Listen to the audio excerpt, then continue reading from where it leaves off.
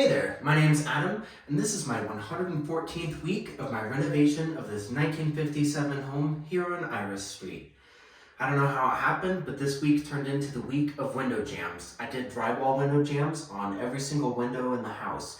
They turned out really nice, they're really square. I had to do some mud pre-fill and a lot of shimming, but in the end, they're looking real good. Some windows have corner bead and some like this one don't have it just yet, but I'll show you what I got done this week in week 114.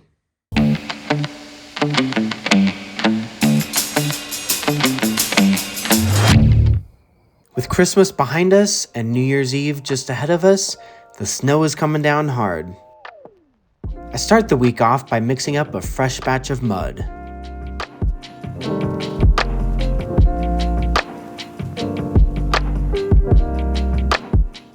This week is just going to be a whole lot of drywall mudding. I'm going to put some drywall window jambs in, I'm going to put some corner bead on, and I'm just going to try to get as much drywalling done as I possibly can. As you can see here, I'm in the porch, adding in the final tape to this factory joint and all my butt joints on the ceiling, doing the same thing on the walls, and eventually gearing up to do this on the windows. I'm running through a lot of mud. Here's another bucket.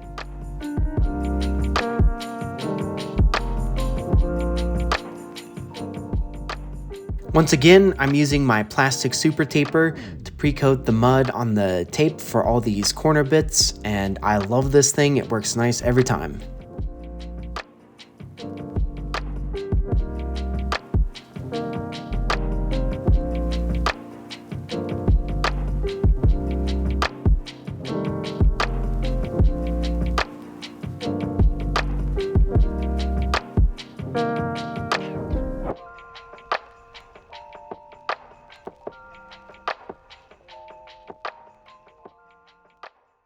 On Thursday, I prepped these giant drywall jambs between the dining room and the sunroom for their application of corner bead.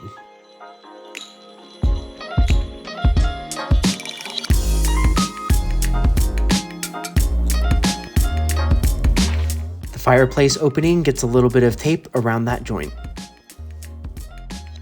I'm going around the house just taping up any joints that I've missed so far. This will likely be hidden by the hot water heater, but I'm trying to make everything look nice and good. Back in the porch, I'm using 3-inch cardboard drywall shims to shim out the windows so that the drywall jambs can be perfectly square. Honestly, this worked out really nice. You'll see coming up, I don't know, in a day or two. On Friday, more cold.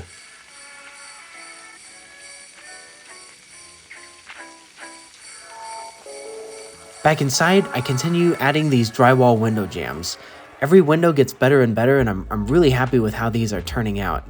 As you can see right now, I'm cutting all of these drywall shims with a little jig I made, and I'll improve on that down the road. But for now, I'm cutting these drywall shims about 3 inches long, which fits perfectly there, and I'm shimming out every window about every 8 inches, and when I put that drywall on, it looks really square and perfect, and I am happy with how this is coming out. And in fact, I was so encouraged by how these drywall jambs went in the sun porch, I decided to do the rest of my house this way.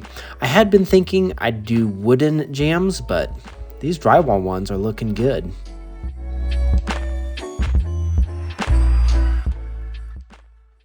It's New Year's Eve, and I start celebrating the day by adding in more drywall jambs in the porch.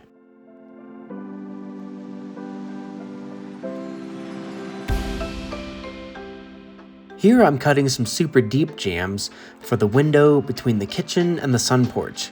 This is a window that I added that will be just in the backsplash of the countertops, just to let a little bit of light in the kitchen from this nice sunroom. Drywall jambs are definitely the way to go on a window like this. I don't even know if I could have gotten wood that wide, probably plywood, and if I did, it would have been expensive. With those drywall jambs in, it's time to start adding the corner bead. This corner bead takes a pretty good looking drywall jamb and makes it look really nice.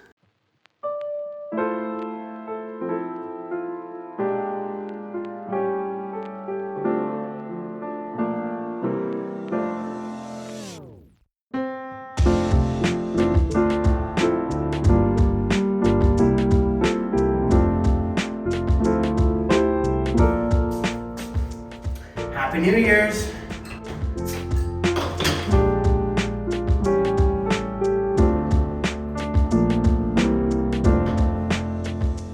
Now that Mike and I have had our sparkling cider for New Year's Eve, I can continue adding on some corner bead. It's actually pretty fun because Mike had his iPad out here with me and was just asking me trivia questions from YouTube, and we got a lot done.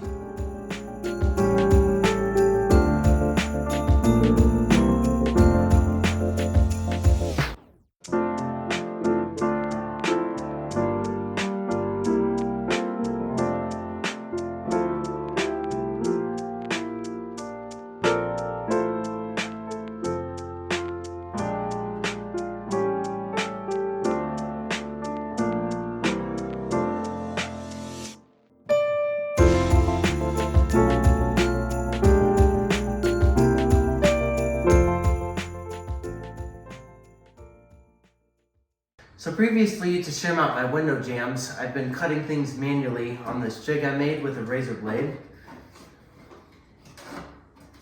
It works okay, but it takes a while. I think I found a better way, so let me show you inside the shop. So instead of doing everything manually with the razor blade, I figured I'd try cutting them on the bandsaw in bulk.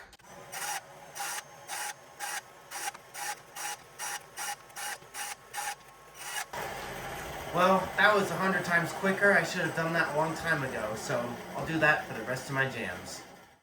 Cardboard jams only get you so far, and with the windows in the house, given how close they are to the masonry, I'm also going to need to rip some sheet goods.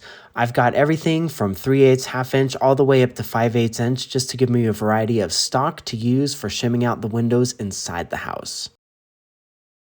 The various ripped sheet goods are going to get me close, but I'll still use drywall shims to fine-tune this to get it perfectly square.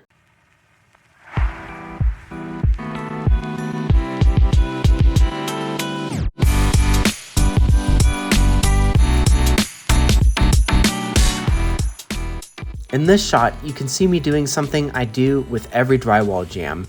I pre-fill it with mud. This takes 2 or 3 coats because it's a lot of mud, and then I'll go over the top of this with a little bit of drywall tape.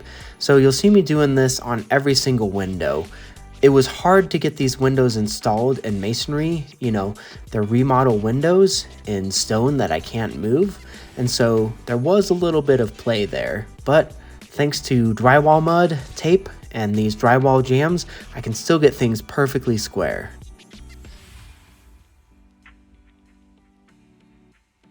Good afternoon, it's January 2nd. Somehow we're already cracking on into the new year. I'm gonna try to get the 4-bedroom drywall jams in today. So I'm in the master currently. Wanna get these 2 windows knocked out, and then hopefully the other bedroom today as well.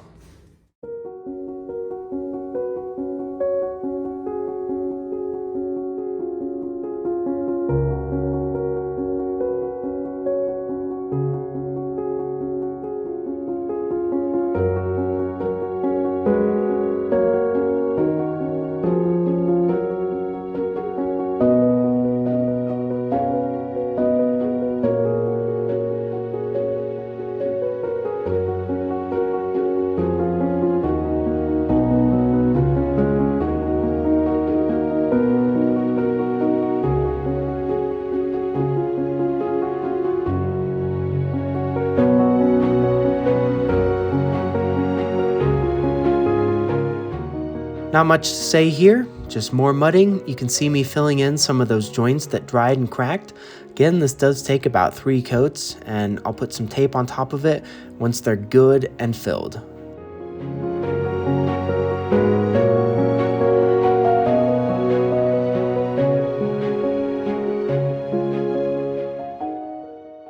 Thanks for watching. It's going to be a few more weeks of this kind of work, but I'm really trying to buckle down and get all this drywalling and mudding done. See you back next week for more drywalling.